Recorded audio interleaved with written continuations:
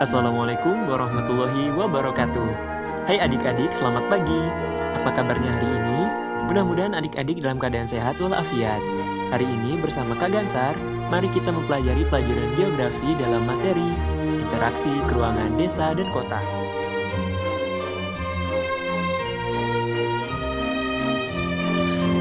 Istilah desa berasal dari bahasa Sanskerta yaitu desi yang artinya tanah kelahiran atau tumpah darah. Istilah desa di setiap daerah juga berbeda-beda. Di Aceh disebut dengan gampong, di Tapanuli disebut dengan hita, di Minangkabau disebut dengan istilah nagari atau kampuang, dan lain sebagainya. Desa menurut Undang-Undang Nomor 22 Tahun 1999. Desa adalah kesatuan masyarakat hukum yang memiliki kewenangan untuk mengatur dan mengurus kepentingan masyarakat setempat berdasarkan asal-usul adat istiadat yang diakui dalam pemerintahan nasional dan berada di daerah kabupaten. Menurut Erwin Tarto, desa merupakan hasil perwujudan geografis yang ditimbulkan oleh unsur-unsur fisiografis, sosial, ekonomi, politik, dan kultural yang terdapat di suatu daerah serta memiliki hubungan timbal balik dengan daerah lainnya. Unsur-unsur desa. Unsur-unsur desa yang pertama adalah penduduk. Penduduk yang dimaksud adalah kualitas dan kuantitas. Kualitas penduduk meliputi tingkat pendidikan, kesehatan, mata pencaharian, dan tingkat kesejahteraan. Sedangkan kuantitas penduduk meliputi jumlah penduduk, pertumbuhan, kepadatan, persebaran, dan mobilitas. 2. Perilaku meliputi pola tata kehidupan atau kelakuan, tata pergaulan masyarakat desa, adat istiadat, dan norma-norma yang berlaku di daerah tersebut. 3. Wilayah. Wilayah merupakan tempat bagi manusia untuk bisa melakukan berbagai aktivitas, baik sosial, ekonomi, maupun budaya.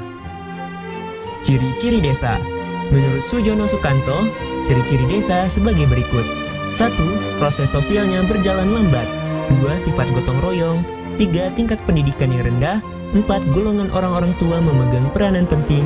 5. Masyarakatnya masih memegang norma dan agama secara kuat. 6. Warga masyarakatnya memiliki hubungan kekerabatan erat karena berasal dari satu keturunan.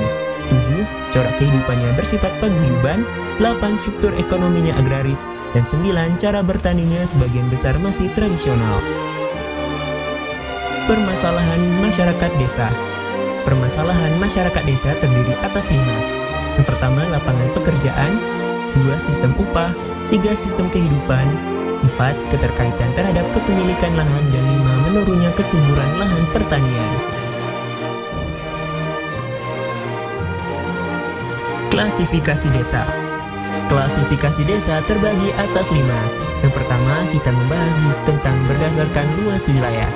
Berdasarkan luas wilayah terbagi atas 5, yaitu desa terpencil yaitu dengan luas kurang dari 2 km persegi, 2 desa kecil dengan luas 2-4 km persegi, 3 desa sedang dengan luas 4-6 km persegi, 4 desa besar dengan luas 6-8 km persegi, dan 5 desa terbesar dengan luas 8-10 km persegi. Berdasarkan jumlah penduduk. Berdasarkan jumlah penduduk, desa terbagi atas 5. Pertama, desa terkecil dengan jumlah penduduk kurang dari 800 jiwa. 2. Desa kecil dengan jumlah penduduk 800 sampai dengan 1.600 jiwa. 3. Desa sedang yaitu desa yang jumlah penduduknya 1.600 sampai dengan 2.400 jiwa. 4. Desa besar yaitu desa jumlah penduduknya mencapai 2.400 sampai dengan 3.200 jiwa. Dan 5. Desa terbesar yaitu desa yang jumlah penduduknya lebih dari 3.200 jiwa. Berdasarkan kepadatan penduduk. Berdasarkan kepadatan penduduk, desa terbagi atas 5, yaitu 1. Desa terkecil, itu kepadatannya kurang dari 100 jiwa per kilometer persegi. 2. Desa kecil yang kepadatan penduduknya 100 sampai dengan 500 jiwa kilometer persegi. Desa sedang yaitu desa yang kepadatan penduduknya 500 sampai dengan 1.500 jiwa per kilometer persegi. 4. Desa besar dengan kepadatan penduduknya 1.500 sampai dengan 3.000 jiwa per kilometer persegi. Dan 5 desa terbesar yaitu desa yang kepadatan penduduknya 3.000 sampai dengan 4.500 jiwa per kilometer persegi. Berdasarkan perkembangan masyarakatnya, desa terbagi atas 3. 1. Desa swadaya. Ciri-ciri desa swadaya yang pertama tergantung pada adat istiadat dan budaya setempat. Ekonomi masyarakatnya ditunjukkan untuk memenuhi kebutuhan sehari-hari.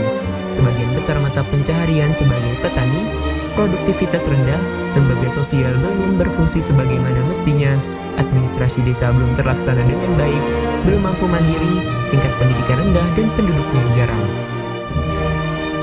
2. Desa swakarya. Ciri-ciri desa swakarya, mata pencaharian beraneka ragam. Lembaga-lembaga sosial mulai berfungsi sebagaimana mestinya, tingkat pendidikan dan kesehatan cukup tinggi, pola pikir mulai berubah, administrasi pemerintahan desa terlaksana dengan baik, mampu menyelenggarakan urusan rumah tangganya sendiri, dan mulai mendapat pengaruh dari luar. 3. Desa swasembada. Ciri-ciri desa swasembada, masyarakatnya mulai lepas dari adat istiadat dan tradisi. Tingkat pendidikan dan keterampilan yang sudah tinggi, mata pencaharian penduduk sebagian besar di bidang jasa dan perdagangan. Sarana dan prasarana lengkap, administrasi desa terlaksana dengan baik, mampu memanfaatkan sumber daya alam yang ada, lembaga-lembaga sosial berfungsi sebagaimana mestinya, dan mampu mendorong partisipasi masyarakat dalam pembangunan. Teknologi mulai digunakan dan masyarakatnya mulai maju. Dan klasifikasi terakhir adalah berdasarkan mata pencaharian masyarakat. Yang pertama adalah desa nelayan, yaitu desa yang sebagian besar masyarakatnya bermata pencaharian sebagai nelayan. Kedua, desa pertanian, yaitu desa yang sebagian besar masyarakatnya bekerja sebagai petani. Dan desa industri, yaitu desa yang sebagian besar masyarakatnya bermata pencaharian sebagai pekerja di bidang industri. Potensi desa. Yang pertama adalah potensi fisik. Iklim, pada ketinggian tertentu suatu desa menjadi maju karena kecocokan iklimnya bagi pengembangan tanaman dan pemanfaatan tertentu seperti perkebunan, pertanian sayur, tempat rekreasi, tempat peristirahatan, dan sebagainya. Flora dan fauna, di desa masih banyak lahan yang dikembangkan untuk usaha pertanian. Berbagai tanaman pangan dan hewan ternak banyak dibudidayakan di pedesaan. Lahan tidak hanya sebagai tempat tumbuh tanaman, tetapi juga sebagai sumber lahan tambang dan mineral. Lahan memiliki jenis tanah yang menjadi media tumbuhnya tanaman tertentu. Pada lahan juga dimungkinkan terjadi eksploitasi bahan tambang seperti batu bara, batu kapur, pasir, kuarsa, batu marmer, dan sebagainya. Air, pada umumnya desa memiliki potensi air yang bersih dan melimpah. Dari dalam tanah, air diperoleh melalui penimbaan, pemompaan, atau mata air. Air digunakan untuk keperluan minum, irigasi, mencuci, memasak, dan keperluan lainnya. Potensi non-fisik. Lembaga dan organisasi sosial, yaitu lembaga pendidikan dan organisasi sosial yang dapat memberikan bantuan sosial dan bimbingan terhadap masyarakat. Contohnya koperasi unit desa, sekolah, balai kesehatan ibu dan anak, dan lain sebagainya. Aparatur atau pamung desa. Aparatur bertugas menjadi kelancaran administrasi desa dan menggerakkan sumber daya manusia di desa. Contohnya adalah kepala desa, kepala adat, dan sebagainya. Dan terakhir adalah masyarakat desa. Masyarakat desa yang hidup gotong royong merupakan suatu kekuatan berproduk atau kekuatan membangun atas dasar kerjasama dan saling berpengertian. Terima kasih kepada adik-adik yang sudah mendengarkan video pembelajaran hari ini. Mudah-mudahan dapat dicerna dengan baik dan dapat diterapkan dalam kehidupan sehari-hari. Terima kasih. Assalamualaikum warahmatullahi wabarakatuh.